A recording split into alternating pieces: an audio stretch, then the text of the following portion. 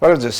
Մինչ մենք տարված ենք Հայաստանի ներքաղաքական զարգացումներով եւ առաջիկա ընտրական գործընթացներով, պատերազմը Մերձավոր Արևելքում շարունակվում է եւ ըստ որոշ գնահատականների թեւակողում է նոր ու ավելի վտանգավոր փուլ։ Ինչ է տեղի ունենում, Միացյալ Նահանգները եւ Իսրայելը հարվածում են Իրանի Իսլամական Հանրապետության ռազմական եւ էներգետիկ ենթակառուցվածքներին, թիրախավորում են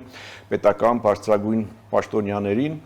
Ինչպես գիտեք, վերջերս սպանվեցին եւ Իրան Իսլամական Հանրապետության հետախուզության նախարար Խաթիբը եւ անվտանգության խորհրդի քարտուղար Ալի Լարիջանին։ Ինչն է զարմանալի կամ գուցե բնավ զարմանալի չէ, որ այս հուժկու հարվածներից հետո Իրանի պետական քաղաքական համակարգը պահպանում է իր ամբողջականությունը, այս մասին խոստովանում է նաեւ Միացյալ Նահանգների ազգային հետախուզությունը։ Իսկ Միացյալ Նահանգներում կարծես թե մեծանում է ճնշումը եւ քննադատությունները ուղղված նախագահ Թրամփին, իսկ վերջինս քննարկում է Մերձավոր Արևելքում Միացյալ Նահանգների հազարավոր զինվորներ տեղակայելու հարցը, ըստ ամենայնի պատրաստվելով ռազմական արշավի հաջորդ փուլին։ Այս ամենով հանդերձ, ինչի մասին է այս պատերազմը, ինչի կարող է հանգեցնել, մինչև ուր կարող է գնալ, արդյոք կարող է ավելի մեծ ընդգրկում ունենալ եւ ինչ ազդեցություն կունենա այդ թվում մեր տարածաշրջանի հարավային Կովկասի եւ մեր երկրի վրա։ Այս հարցերի շուրջ ենք զրուցելու առաջիկա 30 րոպեների ընթացքում, սա ազատ զրույցն է Free News-ի եթերում, որտեղ համադրվում են փաստերը, կարծիքները, գնահատականները եւ կանխատեսումները։ Զրուցակիցս ԱԺԲ խորհրդի անդամ, Modus Vivendi կենտրոնի ղեկավար, դիվանագետ Արա Պապյանն է, բարև ձեզ, պարոն Պապյան։ Բարև ձեզ։ Եվ ուրեմն ինչի մասին է այս պատերազմը Մերձավոր Արևելքում եւ որ փուլում է։ Այս պատերազմը նոր դասավորությունների մասին է, նոր աշխարհակական կարգի մասին է Միջին Արևելքում, իսկ ավելի լայն առումով նաև Միացյալ Նահանգներ Չինաստան ապագա պատերազմի նախապատրաստումն է։ Իսկն Չինաստանը պիտի զրկվի իր մատակարարներից, իր դաշնակիցներ առաջիկա պատերազմի, որը կարբեր կանխատեսումների կարող է լինի 27-ին, կարող է լինի 20-ին, բայց այնուհանդերձ դա այնտեղ աճում է դրա վտանգը։ Եվ քանի որ Միացյալ Նահանգները հստակ հասկանում են, որ ուղղակի պատերազմ Չինաստանի դեմ գրեթե անհնար է, վարում են նման պատերազմ։ Եվ ըստ էության Ուկրաինա-Ռուսաստան պատերազմը եւ Իրան-Իսրայել ու Միացյալ Նահանգների պատերազմը այդ մեծ առանցքային դիմակայության ացանցիալներն են։ Մեզ վրա սա մեծ ազդեցություն կարող է ունենալ երկու պարագային էլ, եւ իշխանապողության դեպքում եւ եթե իշխանությունը մնա։ Ես գտնում եմ, որ Հայաստանի շահի եւ Իրանի ժողովրդի տեսանկյունից ճիշտ կլինի իշխանապողություն։ Ինչու՞։ Որովհետեւ կանք Հայաստանից իշխանապողության պարագային Ադրբեջանը կկորցնի իր ստրատեգիական կարևորությունը Իսրայելի համար։ Իշխանապողության պարագային կսրվի Թուրքիա-Իսրայել հարաբերությունները եւ Սիրիայում, որ դա նկատում ենք, եւ Թուրքիան ավելի կկենտրոնանա այդ հատվածի վրա, հետեւաբար հարավային Կովկասի իր առաջնահերթություններից ստիպված կլինի մի կողմ դնել։ Իրան Միացյալ Նահանգներ հարաբերությունների բարելավումը հնարավորություն կտա Իրանի տարածքով անցկացնելու ցամաքային ամենակարճ ճանապարհը, որը կապում է Հնդկաստանը Եվրոմիության հետ։ Հնդկաստան, Չարբար նավահանգիստ, Իրան, Նախիջևանի փոքր հատվածը երկաթուղով, Հայաստան, Վրաստան, Սևծով։ Այսինքն կա երկաթուղի, նշածս այդ երթուղիով, որը կարելի կլինի քաղաքական մի փոքր ճնշման դեպքում Ադրբեջանի վրա իրականացնել։ Իսկ երբ որ Հայաստանը հայտնվի արդեն ոչ թե տեղական, այլ միջազգային այդ մեծ տարանցիկ ուղու վրա եւ անվտանգային առումով եւ տնտեսական զարգացման առումով մեծ ձեռքբերումներ կունենա։ Նաեւ Իրանը կդառնա մեծ ներդրումային շուկա վստահաբար արևմուտքի համար, խոսքը կարող է գնա տարեկան մի քանի 100 միլիարդ դոլար ներդրումների մասին, որտեղ Իրանը վճարունակ երկիր է, հատկապես եթե բացվի արտահանման հնարավորությունները, ընդլայնվեն դրանք, իսկ այդ 100 միլիարդավոր դոլարների ներդրման դեպքում ինչ որ մի բան էլ անպայմանորեն ոնց որ ասած Հայաստանին կհասնի, այդ որտեղ մենք ժամանակին ես էլ աշխատել եմ Թեհրանում եւ ասեմ, Թեհրանում տեղակայված խիստ սահմանափակ թվով արևմտյան ընկերությունները հենց այդպես էլ դիտարկում էին, այսինքն որ իրենք կարող են նաև Հայաստանում ունենալ ածանցյալ ներկայություն եւ անել։ Հետեւաբար այդ տեսանկյունից Հայաստանի համար լավ է եւ մի քանի այլ, այսինքն գործոններ կա, մասնավորապես օրինակ, մենք այսօր միշտ երկության մեջ են, երկընտրանքի առջև են կանգնում հաճախ, արդյոք Իրանի օգտին քվեարկել, թե չգիտեմ արևմուտքի օգտին, որտեղ քվեարկությունների պարագայում ինչ որ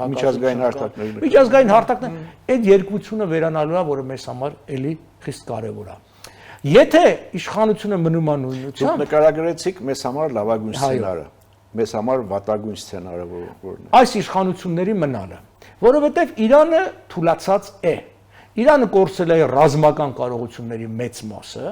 այսինքն 410 հրթիռի հեռարձակող սարքեր ուներ, մեքենաներ, դրանցից արդեն 350-ը ոչնչացված են, չկան։ Ոչնչացված են ատոմային բոլոր հիմնական կենտրոնները, միջուկային ուսումնասիրման 5 կենտրոնները, ոչնչացված են ռազմական արտադրության կարողությունների մի զգալի մասը, ոչնչացված են նաև ներքին անվտանգությանը վերաբերող, այսինքն Բասիջին, հեղափոխության պահապաններին, այդ իրենց կենտրոնատեր կապի միջոցները։ Ուրեմն, թուլացած Իրանը արտաքին քաղաքական, ռազմական, տնտեսական առումով ինքը դառնում է գայթակղիչ հարևան երկրների համար, մասնավորապես Ադրբեջանի համար, Թուրքիայի համար, որը մեզ բնավ ցանկալի չի։ Իրանց մեջ գայթակղություն ունի, բայց տեսեք, Իրանը թուլացել է, փորձենք մի բան փոխել։ Մյուսը այս իշխանությունը եթե մնաց, վստահաբար ինքը ավելի ռեպրեսիվ է դառնալու։ Ինքը պիտի ճնշի ժողովրդի գոնեն հատվածը, որ իր դեմ է։ Եվ եթե հավատանք այն նախկին տվյալներին, որ 30-ից 40,000 մարդ է սպանվել, ուրեմն թիվը կարող է 100,000-ի եւ ավելն անցնի եւ այլն։ Դրա համար լավ կլներ, որ այս պատերազմը չլներ եւ լներ վիճակ կայուն, բայց սկսել է, ուրեմն պիտի տեղի ունենա իշխանապողություն, այդտեղից որակական փոփոխությունների։ Հիմա իմ այս մի նախադասությունն էլ ասեմ, կանխատեսումը այն է, որ Թրամփը նահանջի տեղ չունի։ Թրամփը գնալու է մինչև վերջ իշխանապողության, որտեղ աշնանը նոյեմբերին նախատեսված է, գիտեք, խորհրդարանական ընտրություններ Միացյալ Նահանգներում, այսինքն ներկայացուցիչների ամբողջական պալատի վերընտրություն եւ 1/3 սենատ։ Եվ եթե այս ամբողջը չի հանգեցնելու իշխանափոխության, նշանակում է նախ այս անհաջողությունը դեմոկրատները օգտագործելու են, ասելու են տեսար, այսքան ծախսարեցի, արյուն թափեցի, բան չեղավ։ Չի կարող ասել, թե հայ իշխանապողություն չի եղել, բայց մեր ռազմավարական նպատակին հասել ենք, միջուկային ծրագիրը, ռազմական ենթակառուցվածքները, բոլոր ենթակառուցվածքները թուլացրել ենք, ոչնչացրել ենք, հաղթեցինք։ Կասի, ինքը հիմա էլ ասում հաղթեցինք, բայց հարցը ասելը չի, հարցն է նա, որ արդյոք այդ ամբողջին կհավատան, եւ ես ուզում եմ երկրորդ եւ երրորդ մասով նշեի, որ հրեական եւ իրանական մեծաթիվ համայնքները եւ ազդեցիկ համայնքները Միացյալ Նահանգներում, որոնցից յուրաքանչյուրը մի քանի միլիոն է, նրանք բոլորը Թրամփի դեմ են դուրս գալու, որովհետեւ իրենք շահագրգռված են այդ փոփոխությունները լինի եւ նշանակում է Թրամփը հաշվի առնելով նաեւ քվեների գրեթե հավասար լինելը եւ հիմա դեմոկրատների ոնց որ ասած ավելի հաջող ընթացքը ինքը ստիպված պիտի իր այդ 8 խաղաղությանը կամ հաղթանակին ավելացնի 9-10, թեկուզ եւ ինչ որտեղ լինի դա ոչ այդքան հստակ։ Իսկ ձեր գնահատմամբ այս պահին ինչպիսին է Իրանում իշխանապողության հավանականությունը։ Ես քիչ առաջ նշեցի, որ չնայած այս հարվածներին ռազմական եւ էներգետիկ ենթակառուցվածքներին եւ իշխանական բուրգի բարձրաստիճան պաշտոնյաներին այդուամենայնիվ ասում են, որ Իրանը պահպանել է իր իշխանական բուրգի ամբողջականությունը եւ նույնիսկ հակադիր հարվածներ, պատասխան հարվածներ տալու ունակությունները եւ կարողությունները եւ դա Միացյալ Նահանգների ազգային հետախուզությանն էլ է խոստովանում։ Իրանում անցյալ տարվա պատերազմից հետո հունիսին, այսպես կոչված 12 օրվա պատերազմից հետո ստեղծվեց կառավարման քառաստիճան համակարգ, այսինքն արդեն 4 անց ցանկացած պաշտոնի համար նշանակված էր։ Եվ իրենք Ալի Լարիջանին արդեն փոխարինող։ Այո, եւ իրենք գիտեն ով, իսկ 4-ից հետո չեն նշանակել, որ եթե 4 անգամ ոչնչացվեր, մտածել են արդեն ոչինչ չմնա։ Մյուսը, Իրանի ապակենտրոնացման ծրագիրն է իրականացվում, Իրանը ռազմականապես բաժանված է 16 մասերի, 16 օկրուգների եւ յուրաքանչյուր մասն ունի իր հրամանատարը առանձին գործելու որոշակի նպատակներով, կարողություններով եւ դրանով է բացատրվում եւ իրավունքներով եւ դրանով է բացատրվում, երբ որ օրինակի համար Փեզեշկյանը մի բան է հայտարարում, մեկ էլ հաջորդ օր ուրիշ բան են անում, որտեվ կա ապակենտրոնացման բան, թեև իրականության մեջ նույն Փեզեշկյանը այդ կարողությունը չունի վերահսկելու ոչ բանակը, ոչ էլ պահապաններին։ Հիմա կարողությունները որն են Իրանի։ Ինքը փորձում է հարվածներ հասցնելով արաբական երկրներին, ստիպի նրանց, որ ճնշում բանեցնեն Թրամփի վրա, որ դադարեցնի պատերազմը։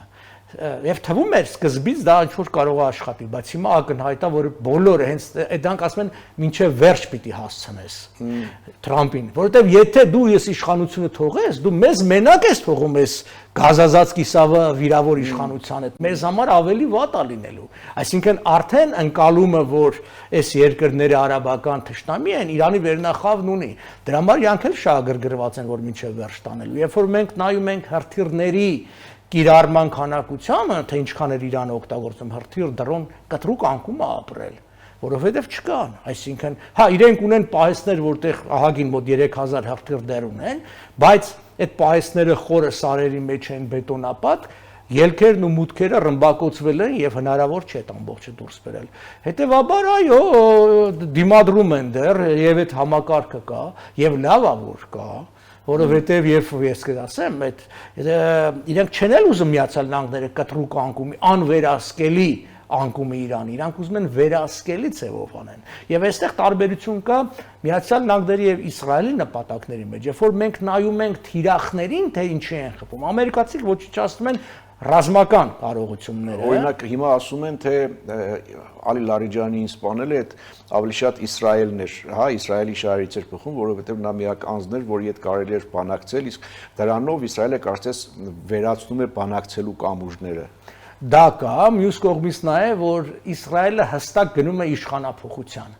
Ամերիկացիները գոնե պաշտոնապես դա չեն հայտարարել, Թրամփը մի տեսակ երկակի հայտարարություն, իսկ Իսրայելը հստակ է դա հայտարարել, եւ այն, որ Իսրայելը հարվածում է հեղափոխության պահապանների եւ ոստիկանության եւ ներքին անվտանգության ուժերին, կենտրոններին, հենց դա անում է նրա համար, որպեսզի երբ որ ժողովուրդը փողոց դուրս գա,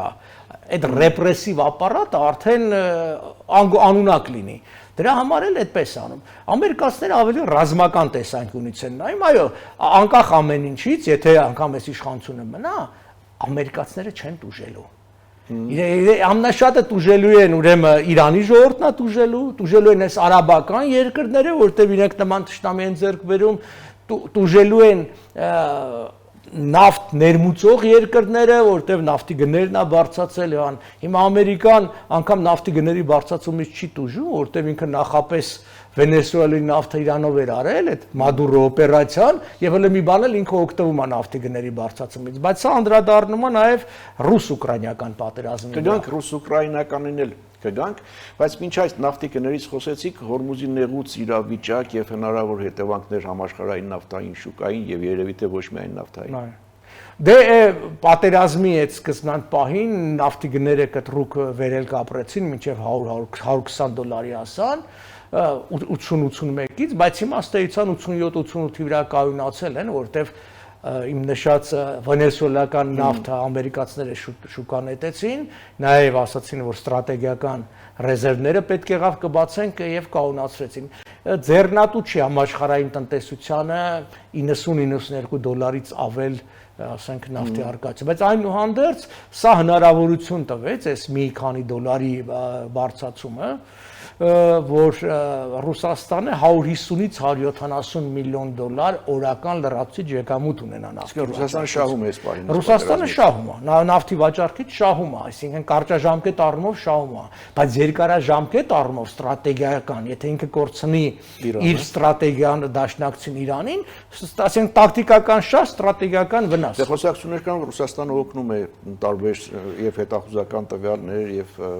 անօթաչուներ, չգիտեմ։ Չէ, անօթաչ առաջիներ չեմ կարծում, որովհետև ինքն էր ներմուծում մի ժամանակ, այդքան չունել եւ ինքը կարիք ունի, հետախուզականով կարող է, բայց իր կարողությունները այսօր բավարար չեն դիմակայելու եւ տեսեք, ոչ Չինաստանը, ոչ Ռուսաստանը, որը կտրուկ գործողություն չարեց, ինչպես շատերն էին ակնկալում, որ կմտնեն պատերազմի մեջ եւ այլն, չմտան, որովհետեւ ուժերը չափից ավելի անհավասար են, այսինքն միացյալ որ մարդիկ չեն պատկերացնում, որ Միացյալ Նահանգների ռազմական հզորությունը ավելի շատ է, քան նրան հաջորդած 9 բոլոր երկրների ռազմական հզորությունը միասին։ Այսինքն Ռուսաստան, Չինաստանով ասում են դրանով հանդերձ Միացյալ Նահանգները չի կարողանում հասնել իր ռազմավարական նպատակներին։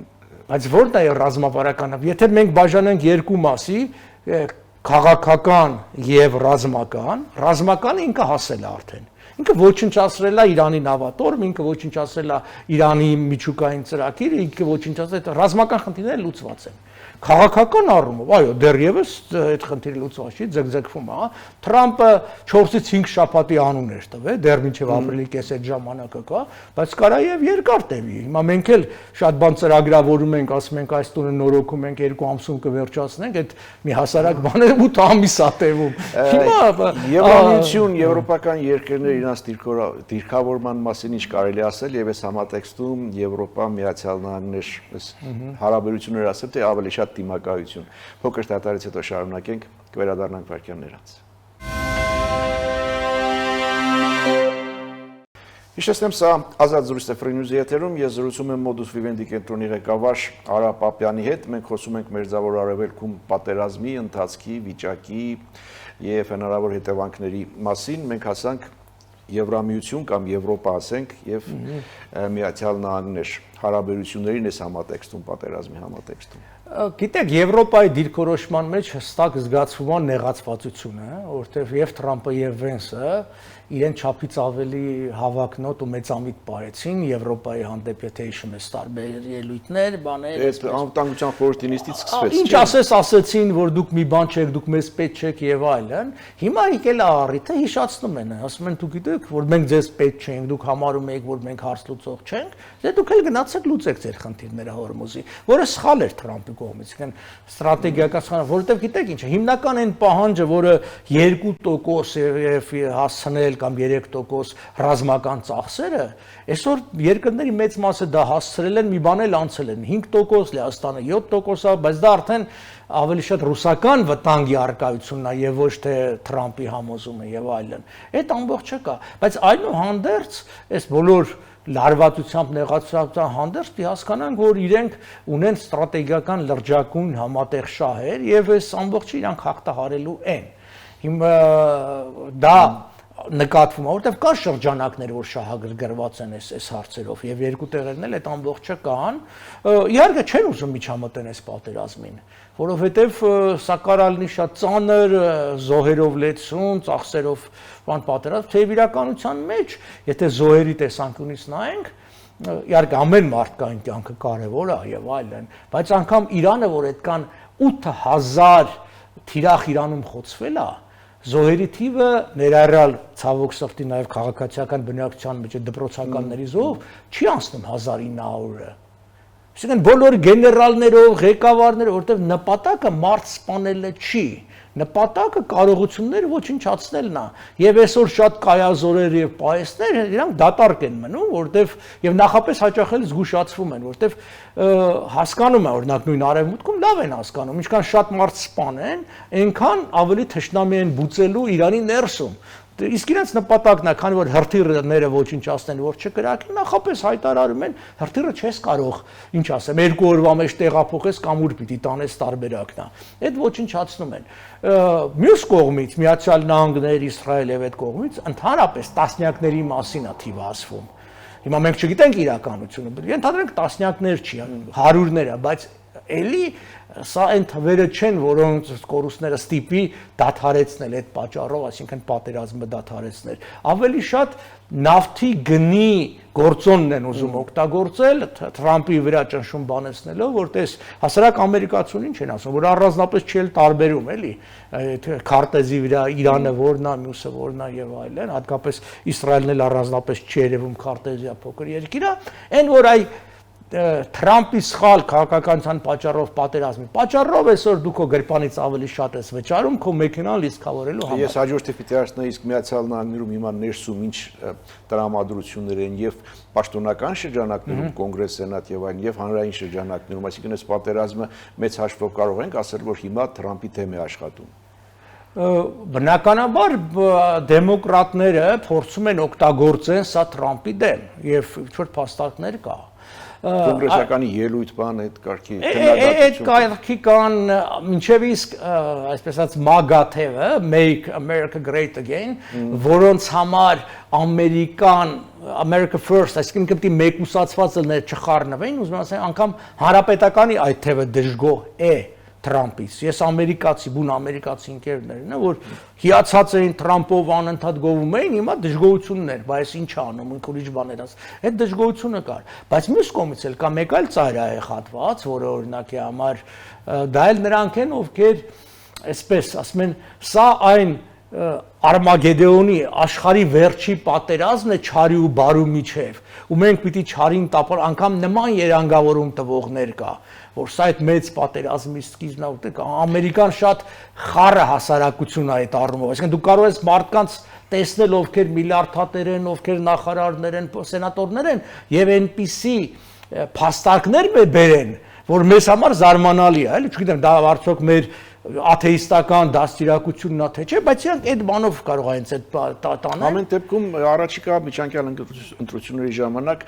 համապարփակ այսպես տեսակետը արդեն բարձ կլինի կախվածներ։ Այո, հենց սա է հարցը, իմ ասածն է, որ ինչու նահանջի տեղ չունի Թրամփը, որովհետև Թրամփը պիտի իշխանափոխություն իրականացնի, որովհետև դա հստակ ցուցանիշ է, որ ասի հաղթանակ է։ Եթե իշխանափոխություն չիրականացրեց, ուրեմն մնացած այդ բաները, որոնք այո, էլի հաջողություն են, կարող է նպատակներին են ասել։ Կարող անգամ իշխանափոխություն չիրականացնի, բայց քաղաքականության փոփոխություն իրականացնի, բայց դա վատ ծախվող ապրանք է։ Դե քաղաքականության փոփոխություն իրականացնելն էլ էս պահին կարծես թե այդքան էլ հավանական չէ։ Հա, եթե հները մնում են, ինչի պիտի փոխեն։ փոխեն։ Մնացին ընդ որում, ասենք, նախին հոգևոր գերագույն առաջնորդին փոխարինում է որդին, հա, ծասումը։ Որի մասին դեռ չգիտենք, հիմա ողջա, ողջի։ Հա, ամեն դեպքում դե մահվան մասին էլ լուրերը կարծես թե չափազանցված են եւ ավելի բան, հա, կոշտ ենթադրելի է, որ կոշտ պիտի լինի։ Այս թեմայի հետ կապված մեկ հարց էլ մեր զրույցի սկզբում դուք անդրադարձաք այն հնարավոր սցենարներին, որոնք Հայաստանի տեսակետից, հա, ինչպիսի զարգացումներ են, որ Հայաստանի համար ավելի ծերնդու կլինեն եւ կամ հակառակ։ Իսկ ընդհանուր հարավային Կովկասի վրա ազդեցության մասով ինչ կարելի է ասել։ Թուրքիա, Ադրբեջան, այս ընթացքում Ադրբեջանի անունը անդադ շոշափվում է, որ իբրև թե չհաստատված լուրեր, հա, հերթական անգամ չհաստատված լուրեր այն մասին, որ նավահանգստին հարվածելու համար Իսրայելը օգտագործել է Ադրբեջանի տարածքը եւ այլն։ Այն, որ Իսրայելը հնարավոր է օգտագործի, ես չեմ բացառում, որովհետև օրինակ հենց նույն դեռ տարիներ առաջ Բաքվից հյուսիսկան Նասոսնի аэропորտ, այդտեղ Իսրայելը վարձել էր եւ տեղակայված էր եւ այլն, այդ կա։ Եթե դու փող ես ծախսել եւ ունես, կօգտագործես, բայց խնդիրն այն է, որ Իրանը այսօր չունի կարողություններ Ադրբեջանին հարվածելու, որտեվ մեզ մոտ շատերի մոտ այդ հույսը կա, հեսա տեսեք Իրանը ինչ անելու, ընդհակառակը։ Մենք նկատում ենք, որ Իրանը անտեսում է, ասում է, ես հարցրեցի, իրանք ասեցին, չէ, նման բան չկա, ես հավատում եմ իրան եւ այլն բան։ Մյուսը անգամ ենթադրելի է, որ երրորդ կողմը փորձում էր այդ Նախիջևանին դրոններով հարված հասցնելով այդ բախումը ներքաշեր այդ ամբողջը, բայց Ալիևը հասկացավ, որ սա շատ ցան։ Ալիևը կմտնի։ Ամենը հիշեցնում է Ալիևը, որ խոստացել է հետաքննություն, մենք այո, այդ ամբողջը, բայց Թուրքիան ու Ադրբեջանը իմ կարծիքով չեն միջամտի ֆիզիկապես ցամաքային պատերազմին, քանի դեռ վերջնականապես չի տապալված, չի տրոհված եւ չի սկսել այդ տրոհման գործընթացը Իրանում։ Իսկ այդ գործընթացը չի սկսի, որտեղ Միացյալ Նահանգները թույլ չեն տա, որ դա սկսի։ Միացյալ Նահանգները իրենք շահագրգռված չեն, լրագրողական մեծ, այսպես աղմուկին, ես իմ վստահելի աղբյուրները պետք քարտուղարությունում եւ տերտաները ձևակերպումը հետևյալն է, թեև Ադրբեջանը տարիներ շարունակ մեզ համոզում էր, որ պետք է Իրանը տրոհել եւ հարավային Ադրբեջանին տալ անկախություն, մեր դիրքորոշումը մնացել է նույնը, հաստատապես մենք Իրանի ամբողջականության կողմնակից ենք եւ դա պահելու ենք, որտեղ մեր շահերի տեսակետից դա է։ Հակառակ դեպքում ստեղծվում է մի քաոս միջին արևելքում, որը դոմինոյի էֆեկտով պահենք Իրանի ամբողջականությունը թույլ, հա, ինչու թույլ, պրո-արևմտյան, հա, թեկուզ եւ ուժեղ, բայց պրո-արևմտյան, այսինքն որը, նայեք, ճանաչի Իսրայելի գոյությունը։ Շատերը այս պատերազմը մեկուսի են դիտարկում, այս պատերազմը պետք է դիտարկես, պատերազմը սկսել է 79 թվականին եւ սկսել է Իրանը, երբ որ 70 թվականին հարձակվեց Միացյալ Նահանգների դեսպանատան վրա, դա պատերազմ է։ Այսինքն Իրանը պատերազմը հայտարարել է 70 եւ առ այսօր այդ պատերազմը ընթանում է։ Ուրիշ բան, որ պարբերաբար, այսինքն տակ փուլալն ու բան, բայց պատերազմը հայտարարել է Իրանը, մտել է պատերազմ մեջ Միացյալ Նահանգներին, դե Միացյալ Նահանգները շարունակում է, երբ որ իրան հարմար է։ Իսրայելի պարագայր, Իսրայելն ասում է իմ գոյությունը չի ճանաչում, հետեւաբար ես իրավունք ունեմ չորեզակացնել սպառնալիքները։ Հիմա եթե այս չլինի, բնականաբար, այլևս Իրանի հզորացումը, թե ոչ ոք էլ թույլ չի տա, որ ատոմային զենքի ձեռք բերի, բայց Իրանի հզորացումը չի հակասելու արևմուտքի շահերին։ Շահի օրինակը ամենաբանը օրինակն է։ Ավելին իմ կարծիքով եւ դրա մասին Իսրայելում խոսում են բարձրացայն, դրա մասին խոսեց նաեւ Իսրայելի նախկին վարչապետը, որ հաջորդ թիրախը լինելու է Թուրքիան։ Իսկ Թուրքիայի պարագային Իսրայելին Իրանը շատ է պետք։ Եվ սա խարսխված ալնելու եւ աշխարհական շահերի եւ այդ սունի-շիա հակամարտության եւ տարբեր բաների մեջ դրա համար բոլորովին պետք չի արևմուտքի շահերի տեսակետից տրոհել Իրանը։ Ասացիք, որ այս պատերազմից այս պահին թեկուզ կարճաժամկետ, բայց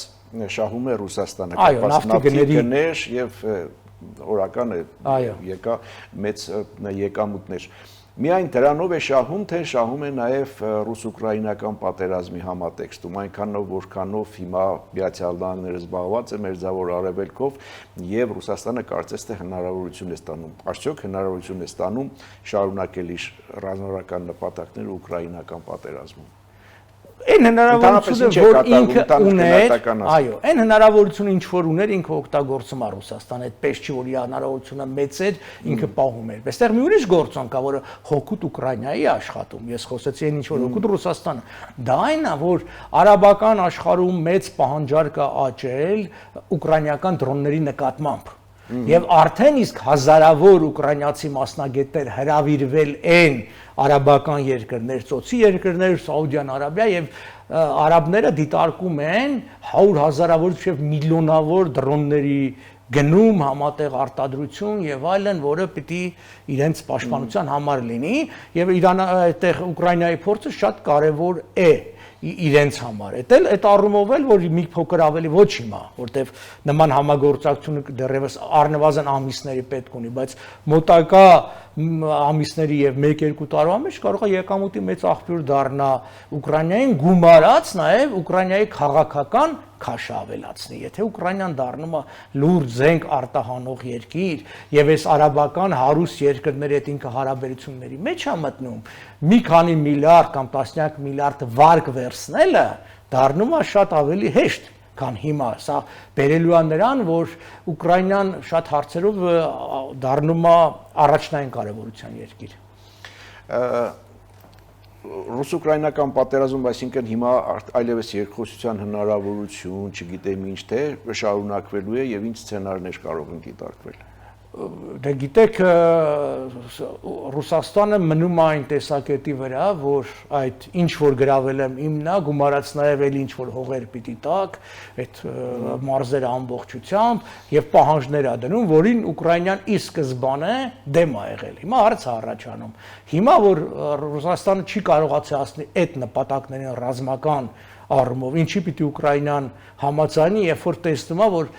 Ռուսաստանի վիճակը մի վիճակ չի։ Դրա համար, բայց Պուտինն էլ էլի նա, եկանք Թրամպը նահանջի տեղ չունի, Պուտինն էլ նահանջի տեղ չունի, որտեղ եթե Պուտինը ամեն ինչ դադարեցնում է, սառեցնում է այս վիճակի վրա առանց լրացուցիչ հաղթանակ ձևակերպելու, որ տեսեք, որ ասում է «Собиратель земель русских», ապա այս 100,000-ավոր եւ միլիոնավոր մարդիկ, ովքեր պատերազմի մասնակցել են, տուժել են, վիրավորվել են, սրանք լրջագույն խնդիր են։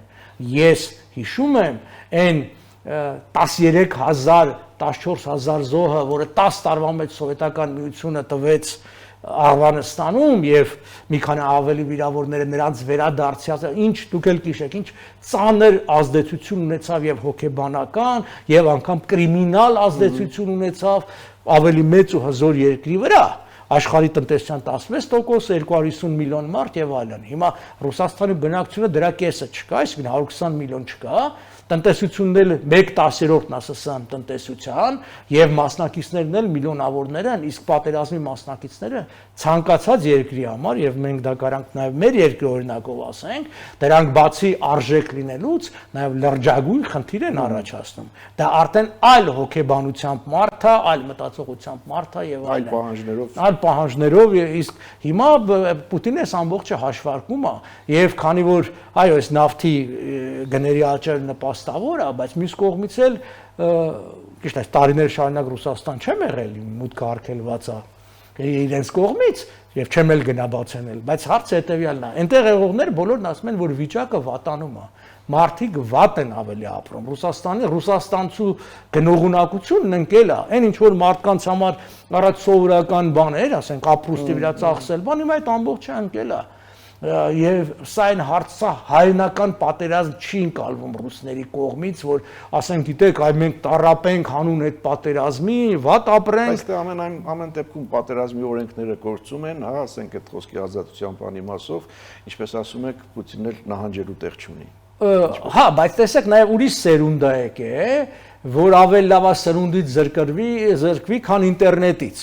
Պարզն ենք, էլի, այս նոր սերունդը, հիմա սրանց ուզում են փակեն եւ ինտերնետ թույլ չտան, YouTube-ը թույլ չտան, Facebook-ը թույլ չտան, իրանք ինչ-որ մաքս են ստեղծել մի հատ ինչ-որ բան ունեն, որ ասում են բոլորը կես ամբողջով պիտի վճարեք եւ մենք նկատում ենք, որ ամեն ինչն է սահմանափակվում։ Հիմա Ստալինի ժամանակ հնարավոր էր հավաքեցին ռադիոները, մի հատ բան կախեցին, այդ ռադիո ասեցին սա կլսեք։ Այսօրվա դարում VPN գոյություն ունի, հազար ու մի այլ աղբյուրներ գոյություն ունի, չեմ ասում են Elon Musk-ը մեռավ այդ իր բաները տեղադրելով արգանակների ձևով հեռարձակող ինտերնետի դանով կանեն։ Այնպես որ, այսպես ասենք, բոլորը սպասում են իմ կարծիքով տեսնեն Իրանի հարցը ոնց է լուծվում, այս ոչ թե Իրանում իշխանապողության են սպասվում, հաջորդը արդեն Ռուսաստանում կլինի իշխանապողությունը։ Շնորհակալ եմ զրույցի համար։ Հետևենք իրադարձությունների զարգացումներին, մեր Ձավոր Արևելքում պատերազմը կարծես դուրս է եկել տարածաշրջանի սահմաններից եւ դարձել է ավելի մեծ գլոբալ հակամարտության մաս կամ նախերգանք։ Նման պահերին, նման իրավիճակներում փոքր եւ միջին պետությունների խնդիրն է ճիշտ գնահատել աշխարհում տեղի ունեցող փոփոխությունները, ճիշտ գնահատել հնարավորությունները եւ ռիսկերը։ Քանի որ այդ պատերազմները այսպես թե այնպես ազդեցություն են ունենում ցանկացած տարածաշրջանի վրա եւ նաեւ մեր տարածաշրջանի վրա։ Սա ազատ զրույցներ Free News-ի եթերում, ես զրուցում էի Մոդուս Վիվենդի կենտրոնի ղեկավար Արա Պապյանի հետ, շնորհակալություն, որ մեզ հետ էիք, լավ մնացեք, կհանդիպենք։